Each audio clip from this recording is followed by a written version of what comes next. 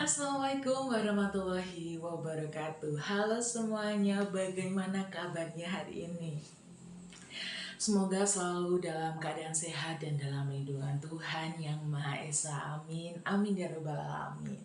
Nah teman-teman, ngomong-ngomong nih, waktu saya masuk ke venue ini ya, jadi saya sekilas melihat teman-teman ini banyak yang ternyata lebih fokus kepada gadget masing-masing ya daripada ngobrol satu sama lain.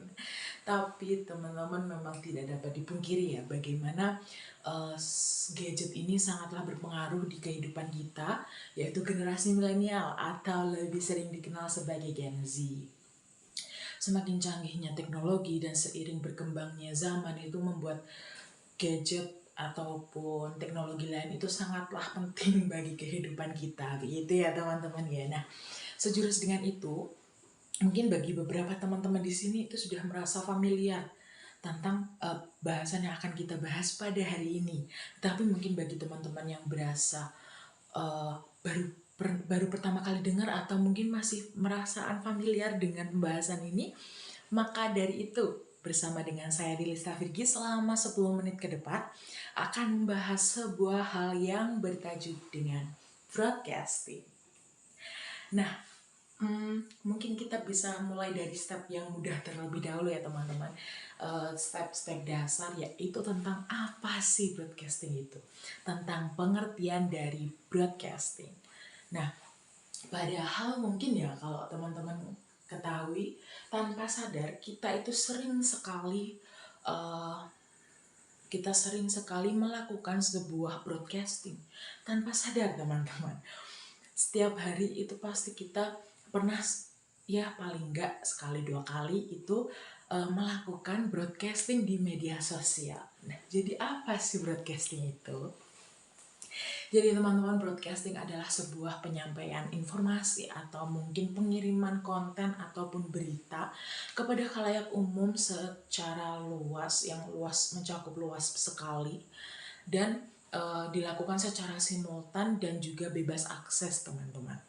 Jadi misalnya saya di sini, saya ada di Jawa Timur, lalu tiba-tiba saya sedang mengupload video gitu. Saya sedang membuat video lalu saya upload di YouTube ataupun saya upload di Instagram Stories ataupun di platform lain. Itu teman-teman yang mungkin yang ada di Sumatera, di Kalimantan ataupun di Papua pasti bisa mengakses informasi yang saya berikan. Nah, itu secara tidak langsung merupakan sebuah broadcasting teman-teman. Jadi pasti teman-teman ini pernah kan melakukan sebuah broadcasting di kehidupan sehari-hari tanpa sadar, ya enggak? Betul enggak? Nah, jadi teman-teman, broadcasting itu adalah sebuah penyampaian informasi secara mudahnya itu broadcasting adalah sebuah penyampaian informasi ataupun penyampaian berita, teman-teman. Begitu. Nah, lalu dalam sebuah broadcasting sendiri itu terdapat beberapa karakteristik utama.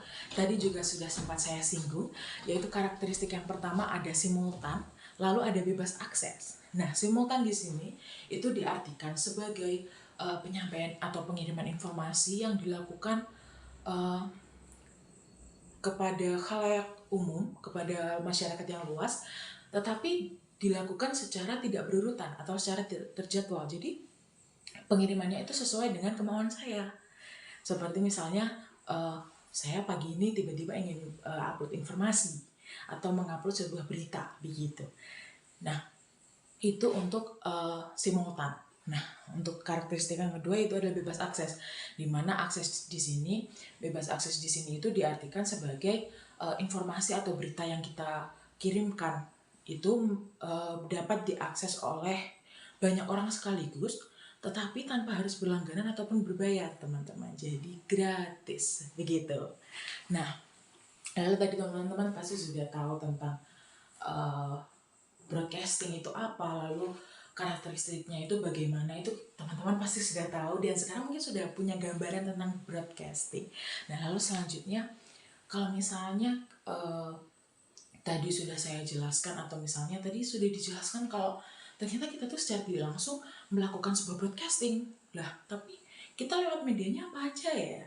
Nah, Media dari broadcasting sendiri itu yang sering kita gunakan ya teman-teman, itu ada dua, yaitu ada internet broadcasting dan juga ada media sosial. Padahal sebenarnya kalau ditelusuri dengan sejarahnya juga itu ada 4 teman-teman, yaitu ada radio dan juga ada televisi. Nah, mungkin keempat hal ini sangat berbeda ya teman-teman, sesuai dengan zamannya begitu. Sekarang mungkin kita jarang sekali menemukan radio ataupun televisi, padahal mungkin di setiap rumah itu sebenarnya ada, tapi jarang sekali digunakan karena sekarang sudah beralih kepada dua yang lain ini, yaitu internet broadcasting dan juga media sosial.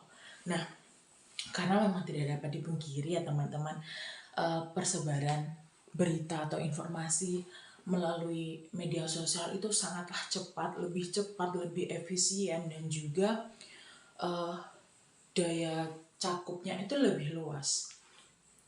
Padahal dalam media sosial itu kita juga bisa saja terkena berita hoax ataupun kevalitan informasinya itu bisa masih dipertanyakan begitu.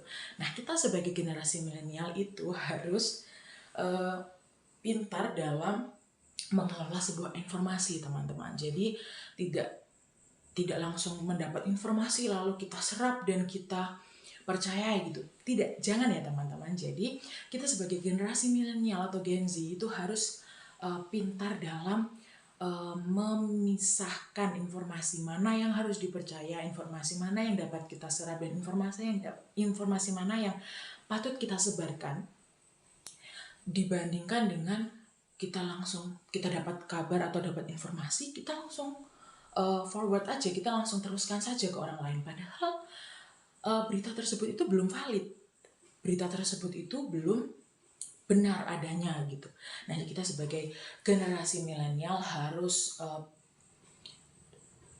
dapat membuktikan atau memberikan validasi terkait informasi tersebut. Jadi kita bisa searching terlebih dahulu dari platform-platform lain atau dari sumber-sumber lain tentang kevalitan berita tersebut. Nah, memang agak rawan ya teman-teman kalau dari broadcasting sendiri, karena memang sekarang zamannya juga sudah canggih dan sangat sering disalahgunakan karena mudahnya akses dari internet sendiri. Begitu teman-teman, itu untuk media broadcasting yang secara tidak langsung ternyata di kehidupan sehari-hari kita itu sudah melakukan sebuah broadcasting ya teman-teman. Nah, mungkin jadi teman-teman sekarang sudah punya gambaran ya tentang broadcasting itu apa sih, dari yang tadi masih apa sih broadcasting? Emang broadcasting tuh ada ya? Memang ada yang mau tekun di bidang broadcasting. Nah, sekarang teman-teman menjadi punya sedikit gambaran tentang broadcasting itu sendiri ya teman-teman. Nah, mungkin itu tadi ya tentang pembahasan broadcasting yang dapat saya sampaikan ke teman-teman. Mungkin kalau dari teman-teman ada yang ingin menanyakan terkait dengan broadcasting, terkait dengan mungkin masih ada teman-teman yang bertanya-tanya tentang kalau broadcasting itu karirnya bagaimana, lalu skill-skill yang harus dilakukan, yang harus dimiliki oleh seorang broadcaster itu bagaimana, teman-teman bisa bertanya di sini. Ya, itu sebuah media yang bisa dihubungi untuk menghubungkan dengan saya, bisa melalui WA atau bisa melalui dengan Instagram ataupun email. Jadi teman-teman bisa menanyakan hal tersebut, nanti akan saya jawab di lain kesempatan. Begitu teman-teman, terima kasih atas perhatiannya. Jadi mungkin setelah ini teman-teman jadi lebih punya bayangan ya tentang broadcasting itu sendiri. Baik, terima kasih teman-teman atas perhatiannya. Mungkin jadi kalau misalnya teman-teman ada pertanyaan bisa langsung ditanyakan di bawah sini ya. Oke, terima kasih atas perhatiannya. Wassalamualaikum warahmatullahi wabarakatuh. Sampai jumpa di lain waktu.